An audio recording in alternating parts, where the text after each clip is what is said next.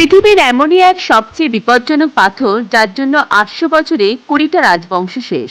খিলজি বংশ শেষ, তুঘলক শেষ, মুঘল সাম্রাজ্য ধ্বংস, নাদির শাহ রক্তাক্ত হত্যা। যার হাতে গেছে সে রাজা হোক বা সম্রাট, শেষ পর্যন্ত সবাই ধ্বংস হয়েছে। এই পাথর আলোর পর্বত নামে খ্যাত।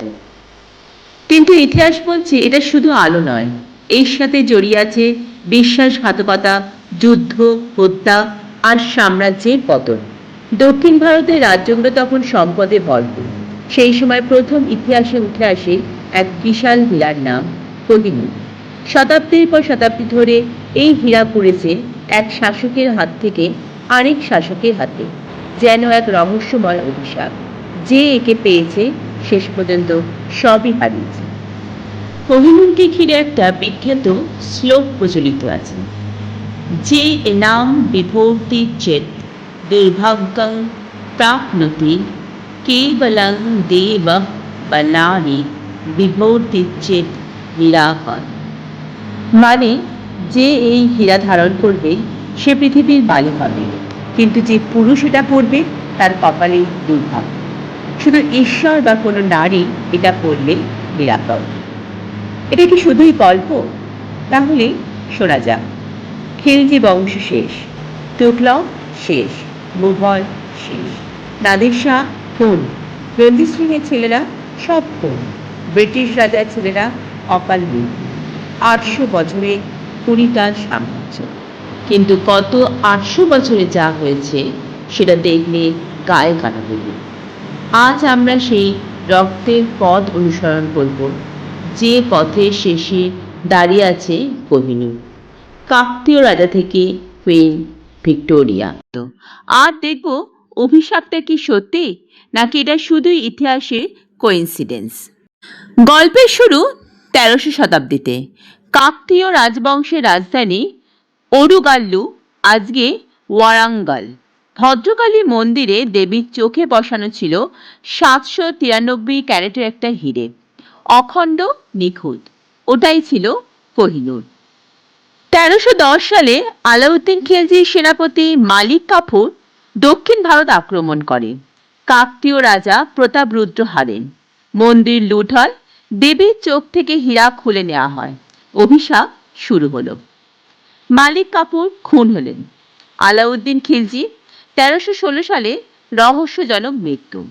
তার ছেলে অন্ধ করে মেরে ফেলা হলো। খিলজি বংশ ৪ বছরে শেষ। হীরা গেল তুগলকদের হাতে। ১৫২৬ পানিপথের যুদ্ধে বাবর ইব্রাহিম লোদিকে হারালেন।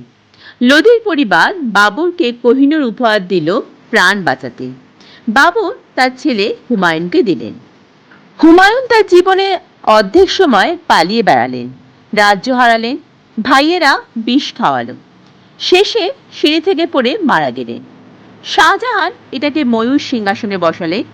তার ছেলে ঔরঙ্গজেব তাকে বন্দি করলো, ৪ বছর জেল খেটে মারা গেলেন। ১৮৩৯ সাল, মুঘল সাম্রাজ্য তখন বিক্ষিপ্ত ও ধ্বংসের দ্বার প্রান্তে। পারস্যের নাদির শাহ দিল্লি আক্রমণ করল, ১,০০,০০০ মানুষ মরল। মুঘল সম্রাট মুহাম্মদ শাহকে হারিয়ে কোহিনূর নিয়ে গেল নাদির শাহ। যাওয়ার সময় হীরা দেখে বলল, কোহিনূর, আলোর পাহাড়। সেই থেকে এই নাম। নাদির শাহ ১৭৪৭ সালে নিজের লোকের হাতে খুন হন। নাদির শাহের মৃত্যুর পর কোহিনূর আসে আফগানিস্তান সম্রাট হুমায়ুনের পুত্রের কাছে। পরে পাঞ্জাবের মহারাজা রঞ্জিত সিং এটা শাহ সুজা থেকে ছিনিয়ে নেন। রঞ্জিত সিং এটি জগন্নাথ মন্দিরে দান করতে চেয়েছিলেন, কিন্তু পারেননি। এই হীরার ইতিহাস অতি দীর্ঘ এবং বর্ণাঢ্য। প্রাচীনকালে সুন্দরী কুমারীর মতো এটিও বিভিন্ন রাজা, বাদশাহ ও শাসকের হাত ঘুরে এখন স্থান পেয়েছে টাওয়ার অফ লন্ডনে। এবার দেখব সেই কাহিনী। ১৮৩৯ সালে রঞ্জিত সিং মারা গেলেন। তার ৪ ছেলে সবাই খুন হলো। ১০ বছরের মধ্যে শিখ সাম্রাজ্য শেষ। ১৮৪৯ সালে ব্রিটিশরা পাঞ্জাব দখল করল। লর্ড ডালহৌসি লাহোরে শেখ চুক্তি তৈরি করলেন। সেই চুক্তিতেই কোহিনূর সহ মহারাজার যাবতীয় সম্পত্তি ইংল্যান্ডের মহারানী ভিক্টোরিয়াকে সমর্পণের কথা বলা হয়েছিল। রঞ্জিত সিংয়ের উত্তরসূরি 10 বছরের ছোট মহারাজা দিলীপ সিং 1850 খ্রিস্টাব্দে ইস্ট ইন্ডিয়া কোম্পানির হাতে চুক্তির শর্তানুসারে হীরাটি তুলে দেন। 1850 সাল আনুষ্ঠানিকভাবে এই হীরা রানী ভিক্টোরিয়ার হাতে এলো। 108.93 ক্যারেট ওজন বিশিষ্ট কোহিনূর প্রথমে রানী ব্যবহার করতেন তার হাতে। এরপর এটি স্থান পেল ব্রিটিশ মুকুটে। উপমহাদেশের একসময় অহংকার এখন ব্রিটেনে। 1850-এ দিলীপ সিংহ ছিলেন নাবালক। অনেকেই প্রশ্ন তুলেছেন, নাবালক রাজাকে চাপ দিয়ে কোহিনূর নেওয়া হয়। কিন্তু মনে আছে পুরাণের কথা, শুধু ঈশ্বর বা নারী পড়তে পারে। ভিক্টোরিয়া নারী ছিলেন। তিনি 63 বছর রাজত্ব করলেন, কিন্তু তার স্বামী প্রিন্স আলবার্ট 42 বছর বয়সেই মারা গেলেন। তার ছেলে কিং এডওয়ার্ড 7 মাত্র 9 বছর রাজত্ব করলেন। তার নাতি কিং জর্জ 5 মারা গেলেন। রানী এলিজাবেথ এটাকে মুকুটে পড়েননি। এখন এটা টাওয়ার অফ লন্ডনে বন্দি। কিং চার্লসের স্ত্রী কুইন ক্যালিলাও এটা পড়েননি। কেন? কারণ ব্রিটিশ রাজ পরিবারও এখন এই অভিশাপকে ভয় পায়। উপমহাদেশের একসময়কার অহংকার এখন ব্রিটেনে। 1850-এ দলীপ সিংহ ছিলেন নাবালক। অনেকেই প্রশ্ন তুলেছেন, নাবালক রাজাকে চাপ দিয়ে কোহিনূর নেওয়া হয় এবং সেই যুক্তিতেই 1947 স্বাধীনতার সময় এবং তারপরে 1953 সালেও বর্তমান রানী দ্বিতীয় এলিজাবেথের রাজ্যাভিষেকের সময় কোহিনূর ফেরানোর দাবি তুলেছে ভারত। কিন্তু চুক্তির প্রসঙ্গ তুলে তা খারিজ করে দিয়েছে ব্রিটিশ সরকার। কোহিনূরের মালিকানা নিয়ে 80-র দশকেও বিতর্কের সৃষ্টি হয়েছিল।